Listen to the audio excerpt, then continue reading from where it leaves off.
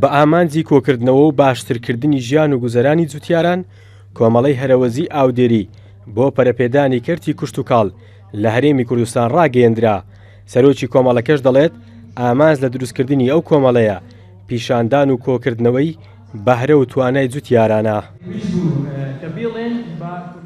ئەم کۆمەلەی ئێمە ئەم هەنگاوەی ناوە بۆ ئەوەی سوود لە توانایان و خاوەن بەهرانە وەربگرێت و لێرەوە بە بەڕێزی جەناوی وەزیری کشتوکاڵ و سەرچاوەکان ڕادەگەنێن کە لە خزمەت وەزارەت و جۆتیاران ئەم کەرتە دەبین و ئامادەی تەواومان نیشان دەدەین بۆ پێشکەشکردنی ڕاوێژ و پرۆژە و بیر و ڕای زانستی دروست.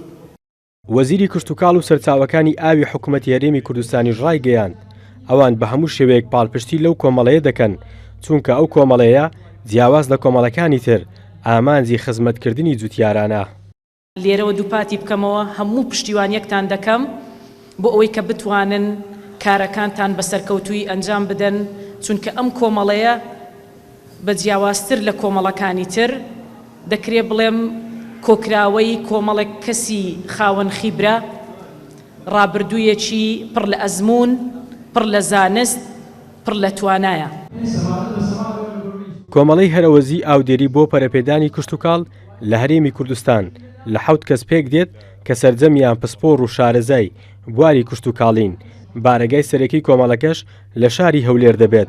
لە داهاتوودا لە هەر یەکە لە شارەکانی سلێمانی و دۆهۆک و هەڵەبجە و ئیدارە سەربخۆکان لقیان دەبێت. بڕیار محەممەد، کورسات نیوز، هەولێر.